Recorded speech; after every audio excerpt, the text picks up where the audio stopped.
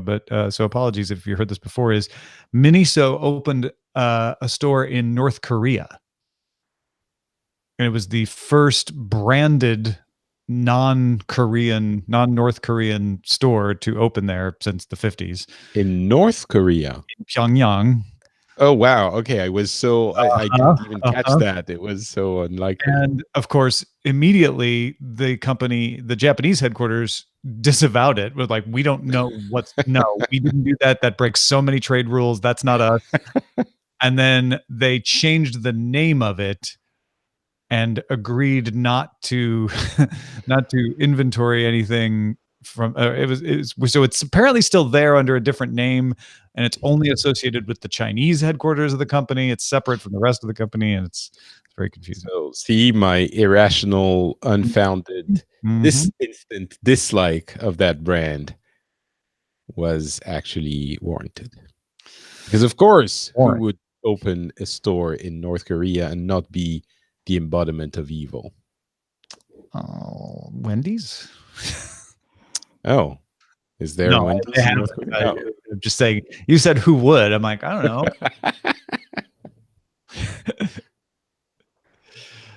That must be really interesting. I mean, if they're Chinese, it makes more sense. But how do you go about opening a commercial outlet in North Korea? Right. That's not an easy. It's not. You can't just like waltz in with an easily obtained permit. And although maybe they don't have enough people interested that if you are, like, oh, sure, come on in. Here, are we live? Yeah, we're live. So for the video people, you can see. Here's the Miniso website. And you see how they have like the Japanese version of the Miniso sign. Right. They have a noodles bowl. Noodles bowl looks good. At least the noodles do. Don't eat the bowl. Miniso, co-founded. Look at this person. This fine pottery we've manufactured overseas. It does look a little bit like the design is reminiscent of Muji. Yeah, absolutely. Anyway. You said that there's an outlet here where you're gonna be all right. I'm fine. If one day I don't show up, you'll know what happened. Don't worry. I don't want that to happen. I know. Wait. See an Instagram. How does that doesn't read Miniso in Japanese? It's Meiso. Oh, really? But that can't. Maybe the name is different. Maybe they just have a different name registered there. That's very strange. Shall we talk about the GDPR? Shall we? Yay! Okay. I mean, I changed my mind. I don't want to talk about it. Don't be too excited. Oh, I'd be so mad after all that work. It's been like an hour and a half researching this. Yeah, I can imagine. This is very thorough. Yeah, it was a lot. I'll try to distill it down quickly. All right, here we go. In 3, 2, 1. Thanks to everyone who supports independent tech news directly. If you're already a DTS member, thank you. And if you're not one, become one at patreon.com/DTNS. This is the Daily Tech News for Tuesday, November 27th, 2018 in Los Angeles. I'm Tom Merritt. And from Not Studio Feline, I'm Sarah Lane. And from the snowy hills of the Finnish countryside, I'm Patrick Beja. And from a progressively colder LA County area, I'm the show's producer, Roger. I don't know if you want to go toe-to-toe with Finland on cold. Yeah, I was going to react. I said it was progressively colder. I didn't say it was colder than Finland. Still, it hurts my sensibilities. That's just a frostbite talking.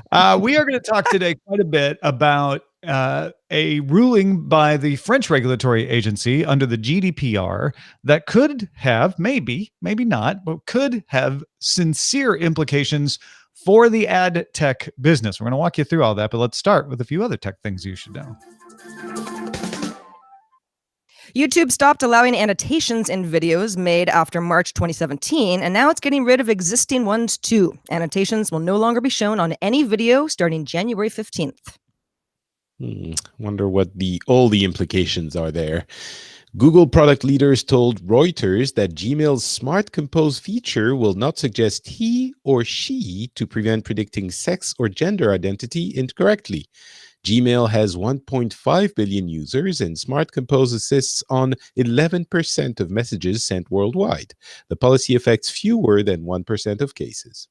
And Google also posted to its blog that the Pixel Slate will be available at retail Thursday, November 29th. People who pre-ordered have started receiving their shipping notifications, so congratulations to you.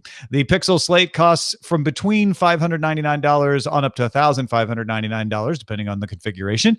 Your keyboard costs you an additional $199, and the pen is $99. But let's talk a little bit more about an intriguing patent. Indeed, Techtastic, the very well-named Techtastic, noted a patent filed in South Korea by Sony Interactive Entertainment shows the design of a new electronic game cartridge. The Verge points out that in May, Sony's PlayStation chief John Codera said he saw portable gaming as one method to deliver more gaming experiences. I mean, that doesn't mean they bring back the Vita, does it? Well, I mean, so the reason why this makes people think of portable gaming consoles is that, of course, home consoles now use disc media. So a cartridge could be used for a portable device. This is interesting. It's not 100% unexpected. I think this is kind of a corollary to a warning I've been bandying about for a while, which is do not trust tech journalists to make accurate predictions about gaming, the gaming industry, because they're not similar, but they're cousins, but they're very different industries. And when a lot of people were saying mobile gaming devices, dedicated mobile gaming devices are going away, because we see mobile phones, I think a lot of people, or at the very least, I'm going to speak for myself, said there is a space for a portable device that is dedicated because they provide the kind of experiences that gamers want. And so, of course, the Nintendo Switch is kind of half filling that role, but it doesn't mean that there wouldn't be a space for another competitor. And maybe Sony is thinking about, at the very least, prototyping stuff. Now, of course, it's just a patent, and they probably file millions of patents every year. So, billions. But my head first went to the Nintendo Switch, like, ooh, a Sony Switch type competitor. That could be interesting. But really, where my head ended was, why game cartridges? Like, even if you have a portable game console, do you need a cartridge? That seems vestigial. Well, I mean, yes, a little bit, but remember, there are still people and parts of the world where the internet connection isn't good enough, and just for habits, if you're going to release a portable device today, I don't think it's an automatic certainty that you're not going to include physical media. We're not there yet. It's just not very portable to have to carry a cartridge around. I'm not saying you'll always have a connection, but if you just have internal storage, that ought to be enough these days. I think it addresses more the frustration or the outrage that people would display if it wasn't possible to purchase physical media, than to actually address a real issue. Maybe people would want it and then not use it as much as they thought they would. But still, it's, physical media, a lot of gamers are still very attached to it. Just in time for the holidays, Huawei posted a teaser on Weibo for a phone with a circular camera cutout placed at the top left corner of the screen. A notch replacement, perhaps. A leaked image of a screen protector for a Samsung phone showed a similar circular camera cutout in the screen, and Samsung confirmed it is working on this to The Verge. Yeah, so obviously you can't do multiple cameras. You can't do the 16 cameras that LG wants to do or anything like that. This would be your mid-range phones, but it is an elegant way to get a full screen into a mid-range phone by just placing that camera, over in the corner of the screen. Does that mean, do you think there is literally no screen at that specific location? Yeah. So like all of your apps would just show, well, nothing at that spot, or would need to be designed around it. But that is a question of whether that part of the screen is then used or does it just get in the way? If you're playing a game or using an app that has important information up in that corner, how's that handled? I'm curious about that too. It seems it would be a case-by-case basis on how it would affect the usability of each app or function of the phone. My guess is for Android, it might just not use that screen unless the app particularly told the phone it was designed for that. You know what I mean? Right. It just essentially doesn't display what it's supposed to display there, which, as you mentioned, in some apps might be problematic. Well, I was thinking if the app doesn't tell the Huawei phone or the Samsung phone, I'm designed for this screen, it would have the top of the app stop below the cutout. Oh, I don't think so. That would negate, because very few apps are going to. Is that helping? No, and that would, but I mean, that would be the only way to handle it. I don't think so. And then when you full screen on the phone itself or any of the native apps, they would handle it and it would be fine. It would seem like essentially you would have that cutout in your screen, and then no app would make use of the bezel-less screen that is so gorgeous, except for the native ones.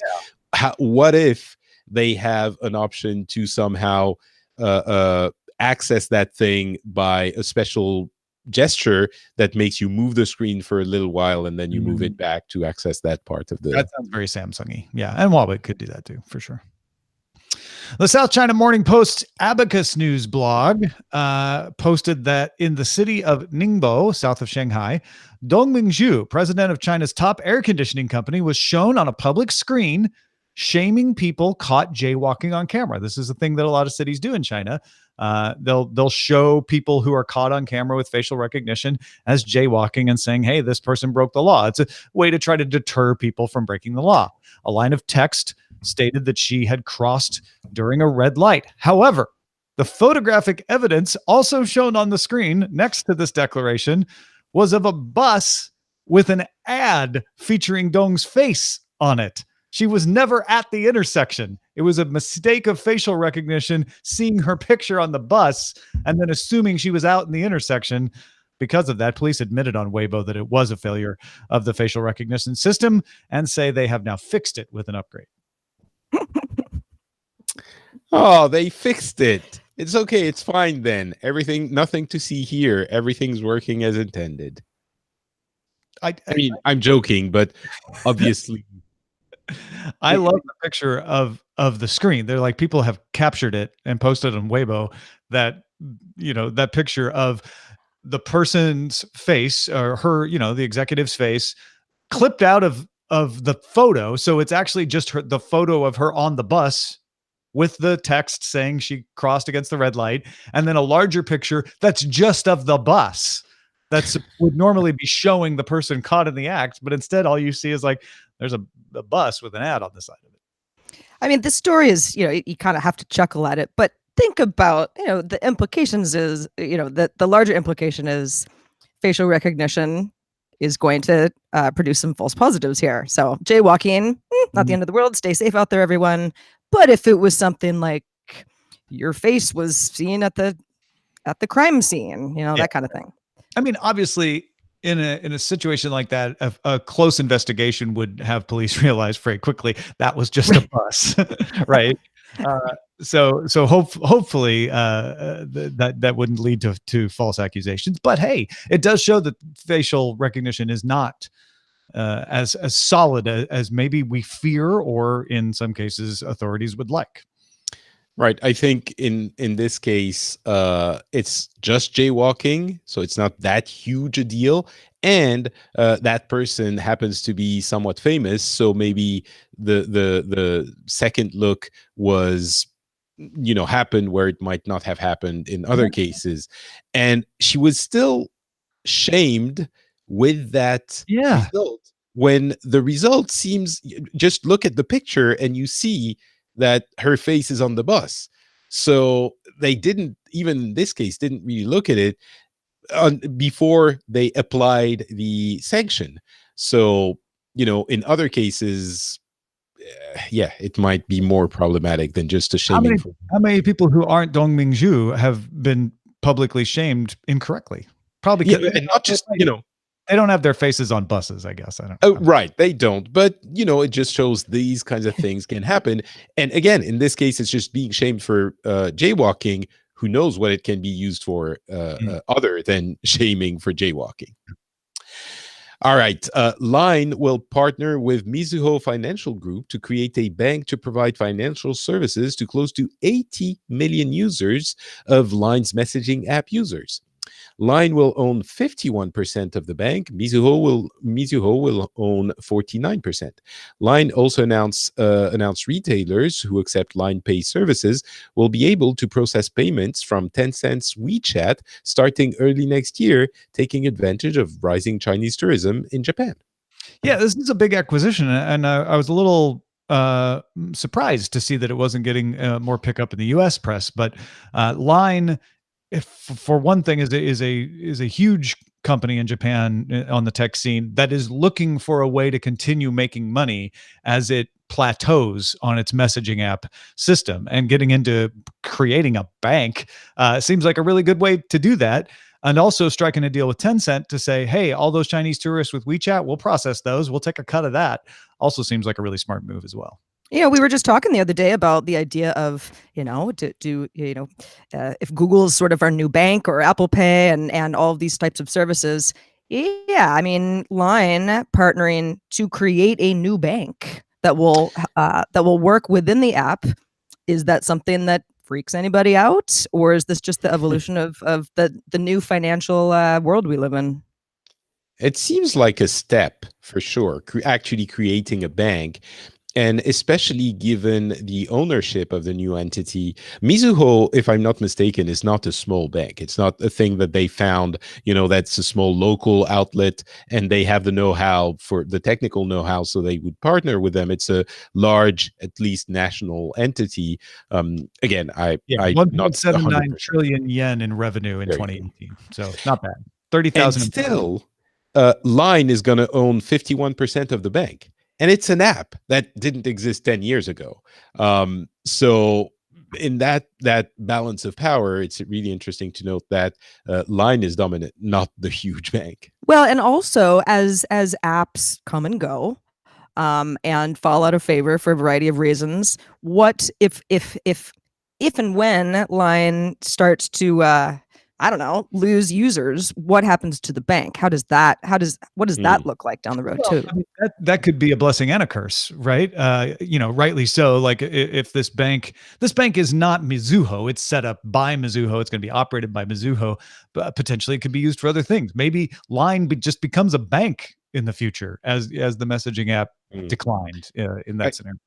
I think also people might not realize Line is huge in Japan. It's essentially Facebook or WhatsApp. It's kind of indispensable. And it might be that once you have your A bank account there, you can have multiple bank accounts in different banks, but it might be that you can't get rid of Line. You're like, well, it's my bank. My bank. I have to keep it. That's a good way to make sure that your app stays really popular. Exactly. It's my bank.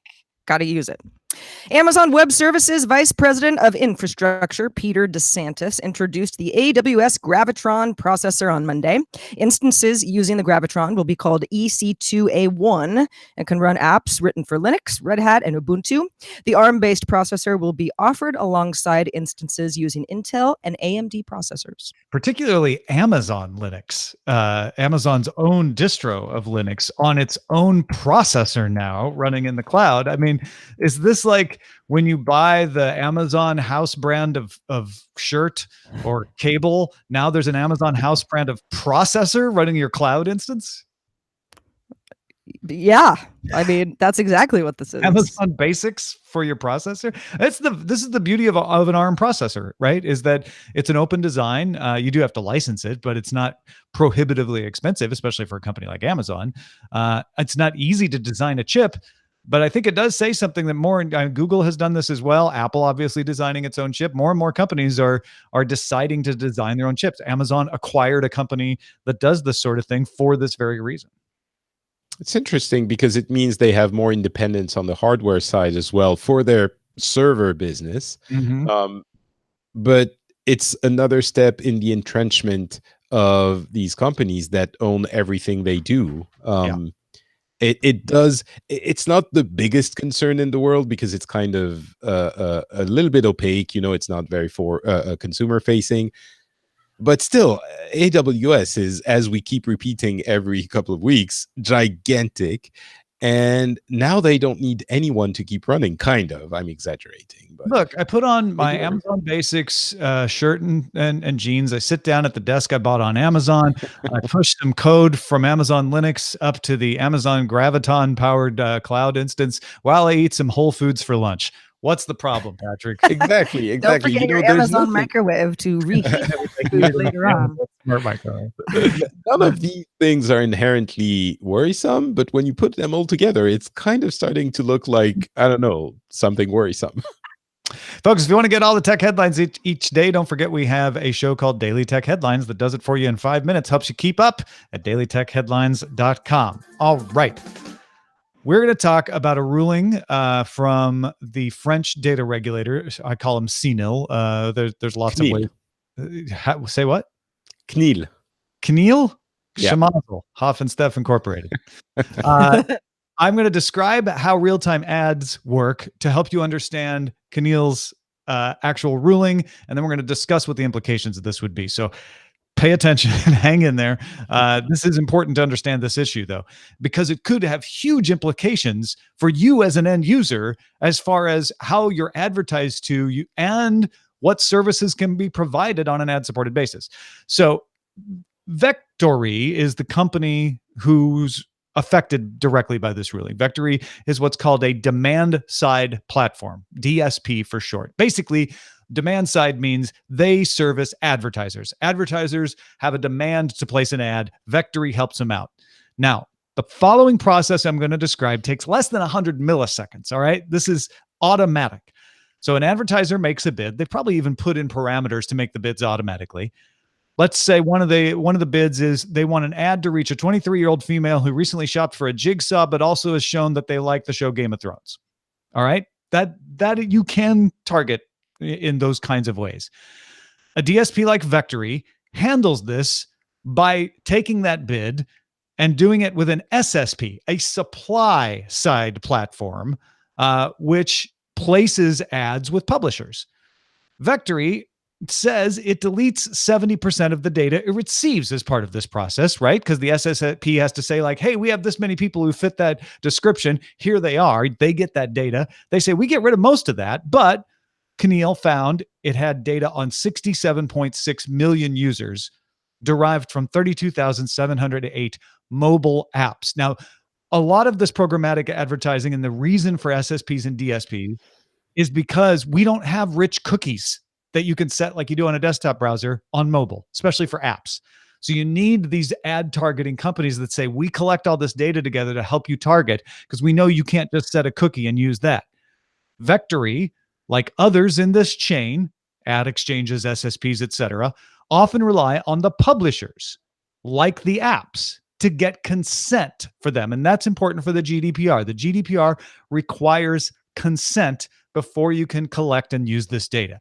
So CNIL ruled that when apps asked users for consent to gather the data to make all this work, they did not follow GDPR requirements for informed, free, specific, and unambiguous consent.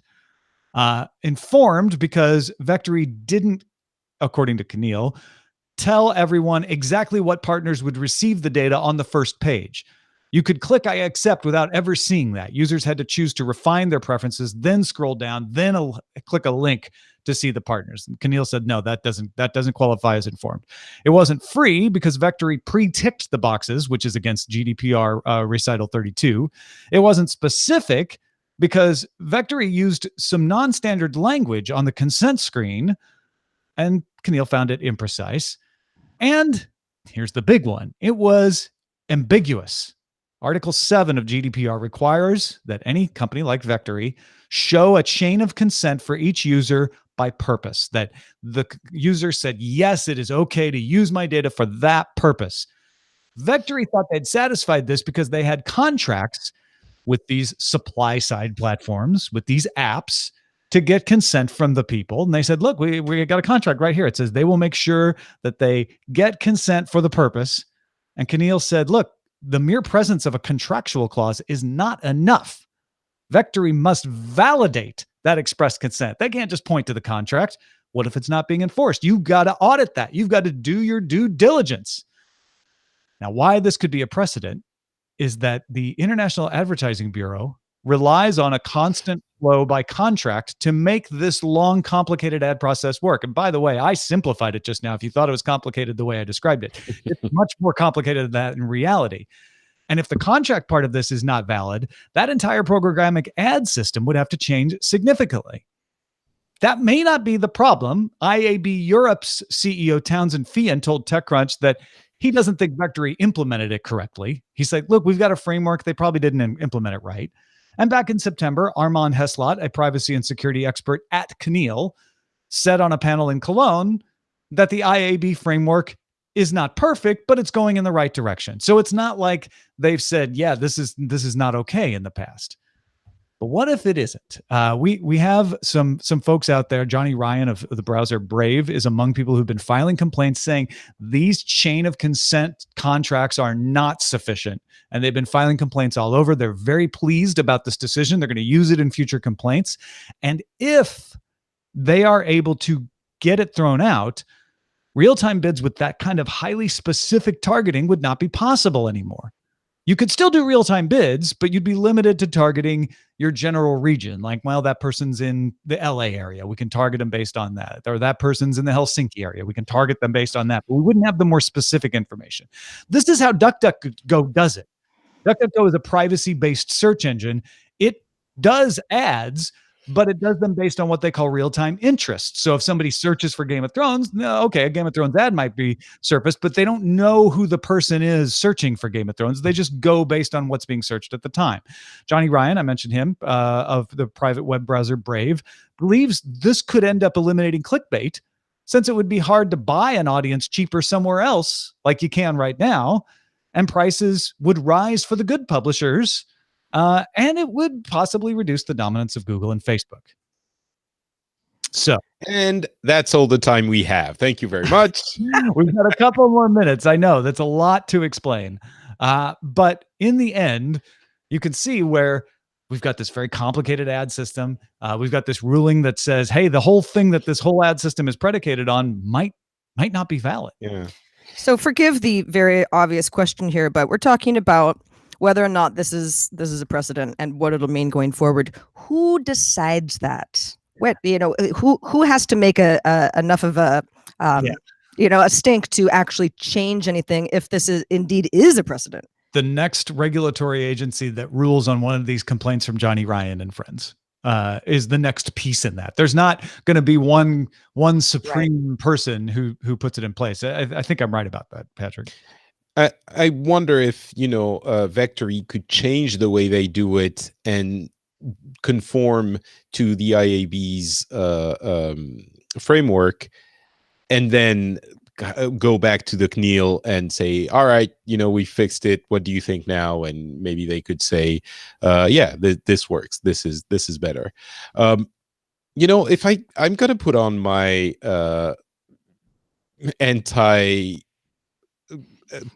pro-privacy European hat for a second. And I think a lot of your audience probably heard all of this and thought, oh my God, those Europeans are crazy. They're impeding, the march of progress. And of course, you're going to have issues like this because you shouldn't have the government meddle in what is a technical issue. But if you agree that private information, it should be protected, which Europe did with different things, including GDPR, and I would add, I think a lot of the world also agrees on principle. If you agree that private data should be protected and should be should not be given without consent, this is the kind of thing, this is the kind of issue you have to get into and you have to arbitrate on. So yes, it is complicated. Yes, it seems kind of overly technical. But the important question isn't whether or not oh damn, I forgot their name already. Vectorly. Yes, thank you. Sorry. So Vectorly did or didn't comply with the GDPR. I think the more important question is, should you worry about your private data at all? Because again, I think if you do, then these kinds of questions are inevitable as we sort out what we can and can't do with that type of data, because the system is like this, super complicated. Yeah, I think what's my guess is going to happen is Keneal or another agency will have another decision and be able to show it wasn't that they relied on a contract, it's that they didn't do enough to make sure they were using their contract as a shield for bad practices, and that's why we busted them. And if you're relying on a contract and you've done due diligence and they're reliable contracts and you can show that, it won't be a problem. And I also think, if I understand this correctly, which I might not, I also think if they let this slide, it could then open the door for other types of companies to, again, decide that they're going to work this through a contract and then say, well, we had the contract, we didn't know what was happening, and elicit more or worse type of behavior. So it's important, maybe, possibly, to say, no, sorry, this kind of legal construction for your responsibility in this can't be validated in the GDPR framework. Well, I don't think this is the last we've heard of this story, but you know what you can do with stories about this in the future is submit them to our subreddit. Thanks to everybody who does that. Submit stories and vote on others at dailytechnewsshow.reddit.com. You can also head on over to our Facebook group, facebook.com/groups/dailytechnewsshow. Let's see what's in the mailbag. Oh, it came all the way from Cape Town. Thinus wrote in and said, your story on the Wi-Fi speeds being below mobile networks makes complete sense for South Africa. Broadband penetration is very low and also very costly. Most of it is still ADSL, with fiber being rolling out slowly. 4G coverage, on the other hand, is far better. Our biggest networks, Vodacom and MTN, achieved 85% and higher population coverage, and they also signed roaming agreements with the smaller two networks to boost their coverage. The report makes sense to me. Data, however, remains very expensive on mobile, limiting the benefits of these speeds for the bulk of the population. Love getting feet on the ground reports like that. Thank you so much. Hey, in Finland, a lot of people have unlimited data plans on mobile and use that only. So it's not as fast as wired, but a lot of people use that and they're very happy with it. Well, thanks also to Patrick Beja for being with us this wonderful Tuesday. Patrick, what has been going on since we saw you last? Lots of things as always, but one thing I would recommend people go check out is MVGB, the monthly video game briefing.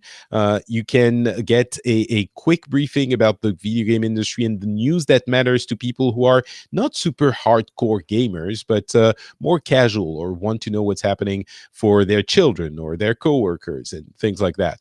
And it's an offshoot of DTNS, as you might have guessed by the name. We co-host, my co-host is Scott Johnson on that show.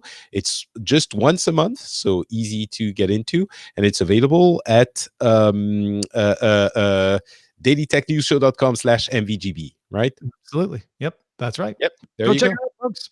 Also, right now we're trying to get to our monthly goal of one more patron than last month. We've picked up 2 patrons since yesterday, and you could be the next 2 if you're 2 people. And if you become a patron or even stay a patron between now and December 5th, we'll make it worth your while, or at least we'll show our appreciation. How about that? By sending you a holiday postcard with a special message from the DTNS team.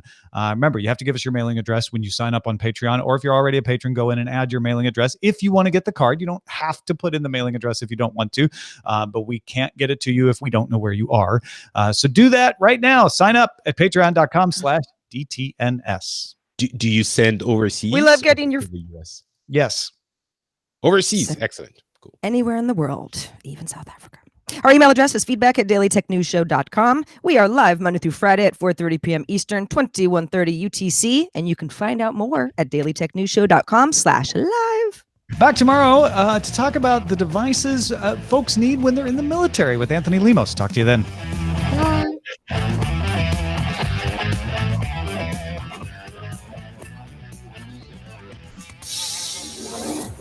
This show is part of the Frog Pants Network. Get more at frogpants.com. Diamond Club hopes you have enjoyed this program. Beatmaster says, not too keen on giving Patreon my address. Totally understand. And, if that's how you feel, we respect that. Obviously, we can't send you something if we don't know your address. But do keep in mind that when you enter it into our Patreon, it doesn't enter it into all Patreon. Patreon is very good at segmenting those database entries that only we can access them. Not even they can access them. So if that helps, maybe it does, maybe it doesn't. Just clarifying that for Beatmaster. Good explanation. I didn't realize that. In our discussion today, Tom. Oh, thank you. Get a gold star. It was, no, you get a gold star from me because too. The first time I read the article, I was like, I got to read this again. To be able to condense it down, even though it's still a pretty complicated topic, was no small feat. Everyone, I must bid you adieu until mañana. But Yes. have a wonderful and a very good day, Internet. Bye, Scooter. Bye. Okay. Bye-bye. I'm actually gonna leave you two alone. Ooh. So it will be like an East meets West episode. Yes, and we apologize. in advance. Great. We get to talk about Patrick behind his back. Well, enjoy that. And All right, man. Have a good night. next week. Bye. All right, Roger, what should we call this? GDPR, you in compliance? Or, let's see. I don't get that one. Are you in compliance because of the... Yeah, but I mean, that doesn't. It's not a very. I don't get why that's funny or clever or somehow. I mean, All right. GDPR, you in compliance. It feels like I'm missing something. Like there's a clever bit here that I'm not getting. Is what I'm trying to say. supposed to be R. Oh, I get it now. GDPR, are you in compliance? That was the part I was missing. There we go. Okay. I didn't quite get that. And maybe that's too subtle, too high concept. How about wait, too high concept? The GDP, are you in compliance? Is it high concept generally just very something? I don't know. I'm just saying maybe we need a different title. The GDP. Well, there's jaywalking bus. That's still a funny story. Yeah. Facially mistaken. Violated. That's funny. Bus didn't do anything wrong. Why is it getting shamed? It's too long. GDPR. Where did it go? Oh, the beast has awoken. The GDPR beast has awoken. Or is that too negative? Well, it's not necessarily consistent with we didn't make a big deal about the GDPR beast being awoken. I may promise something that we don't deliver on, I guess is what I'm trying to say. Small ads cause big trouble. That's just my pitch. Small ads cause big trouble. I like it. Good. That's good. Small ads cause big trouble in Little China. Let's see. Is that what that is? Big Trouble in Little China? Is that a real? Yes. Yeah. I still think they need to make a sequel. Except in my sequel, it would combine Big Trouble in Little China with The Last Dragon. Barry Gordy's Last Dragon. Mm-hmm. Big Trouble in Little Dragon. Well, the whole thing, my concept here's my high concept. It would be a martial arts / fantasy epic movie with the descendants of Kurt Russell's character in Big Trouble in Little China and Leroy in The Last Dragon. That would be kind of cool. That's just my pitch. All ads cause big trouble. Well, when you get your Shield, you should download the Viki app. The Vicky app. Yeah. Wait a minute. Is it like Vicky from that TV show, that sitcom? It's spelled Vaki, and it's from Rakuten, a Japanese company. And it mostly just shows Japanese, Korean, and Chinese drama. Wait, are you trying to get me into your circle of Asian drama so you have someone to talk to? You were imagining like a martial arts thing, and it made me think of The Legend of Fuyao, which is pretty fun to watch. Fuyao. Fuyao. Somehow it reminds me of Lin Fu. There is a character that reminds me of Lin Fu in this, but it's not Fuyao herself. Her name is Angela. No, her name is Yulan. A letter shorts of Disney classic. Yep. Based on a Chinese tale. Everybody has to leave early. W. Scottus 1's leaving early. What's with that? All right, so small ads cause big trouble. We're exporting now. I don't know, man. It's fun watching these overseas dramas because it changes your perception of what's entertaining. You know, the things that are actually common to US dramas, but then the things that are different are fun. Part of it, like, I'm not maybe as interested because I grew up watching a lot of these, like, not because I wanted to, just because my mom used to watch a lot of. I think these look very modern though. These are very modern. She would watch the very traditional, like it would be either a costume period drama or something just very bland. Yeah. And I don't watch soap operas in general, so I really have no. What's the name for the martial arts stories, like Wu Shixian? I can't remember. WX. Eileen was telling me this yesterday. Wuxia, WUXIA, a martial heroes genre. That's the ones we've been watching. I've tried watching the young couple start a business and then they get into a fight. Yeah, no, don't do that. That's not what I'm recommending. Those are like so. That's what, which is weird because they're it's not like they're yeah. These are just like Game of Thrones, but in a mystical Chinese oriented. Wait, like Game of Thrones, but mystical, so not fantasy. Well, but it's more of like that Chinese mysticism where there's a lot of talk about internal energies, and there's more of direct magic than Game of Thrones. The Emperor of Heaven that lives in the Jade Palace. Yeah, that kind of stuff. Now, if you really want to, there's Journey in the West has so many spin-offs. I know they're doing one on Netflix, but it's done in Australia. That's tradition. That's real traditional stuff. But it's a great story. Actually, so there was a Taiwanese one I used to watch. It was fascinating. Is they brought that character, but they brought him into a contemporary Taipei period. So it was like the whole fish out of water, right? Aspect. Legend of Fuyao. Look it up. Look at trailer. And then tell me like, oh no. Ooh, take your mark. This one has all the dudes with their shirts off. Are you looking at Viki? Yeah.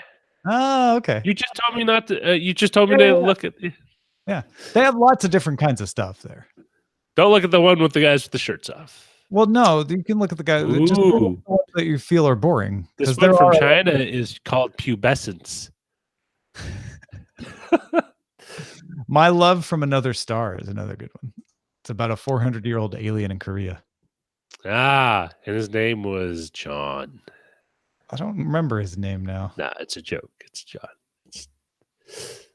It's like, does he have powers? Yeah. Because then it's kind of like Starman. Mm-hmm. Except in the Starman TV series. He doesn't want to use his powers for good. He just wants to be left alone and get back home. So like a apathetic quantum leap. It's like, I don't care. I want to get back home. No, he doesn't even quantum leap. He's just alive, and he's ignoring everyone because he's like, I tell you what I'm watching is I'm watching a lot of Latin American movies. There was one really funny one from Chile, and trying to remember. I can't say the name because it has a lewd phrase in it. But it came in 3 parts. One was, F my life, and then F my married life, and then the third one was about his divorce. It became so popular they made a spin-off TV drama series out of it. It's really interesting because, Is it on Netflix? They only have the last one of the movie. They have the series on Netflix. But it's like weird because I'm trying to. Is it a telenovela style? Not the movies. The TV series is more like a traditional telenovela, but with all the characters and a lot of the existing story arcs brought into it. What's fascinating, though, is in a lot of Latin American movies, especially Mexican and Chilean ones, is like they reuse the same actors. So they're like, it's like if you had like an Arnold Schwarzenegger channel and you had all his movies and stuff, that you have like these actors that are like in 15 or 20 different series. And so it's weird because I don't know what I'm watching because I can only half, understand the Spanish. Oh, is there not subtitles? Oh no, there's subtitles, but if I'm not looking away, like, or if I'm just not paying attention to subtitles and I see the person's like, oh wait, is this that show? Or is it another show with the same actor but as a different character? Because my uncle used to have that problem with Arnold Schwarzenegger movies. It's like, so wait, which one is this one? Because he knows that he knew Arnold Schwarzenegger, but he didn't know, was this the Terminator or was this Total Recall or was this the Running Man? Or it's like what movie is this? Is this the same character? And he just happens to be a robot who then like has to run for his life. Like, I don't get it. It's like, no, it's the same actor, different movies. Well, yeah, and then did you ever watch that documentary about the people who do the dubbing in various countries? And I think you suggested it to me, and I started. Was it on Netflix or was it on? I don't know if it was on Netflix. I saw it on a plane, so. Different. I remember something about a movie about a dubbing people who dubbed. Well, here's another one with the shirt partially off. Arrogant loser. You should filter by genre. The Cabin Crew. That looks nothing like the dance music group. If you filter by genre, then you won't see as many of those, or you'll see only those, depending on what you. Taiwanese. You can. These are my people. Let me see. You can filter by genre too. They have a gay couple one. His story, but it's history. His story.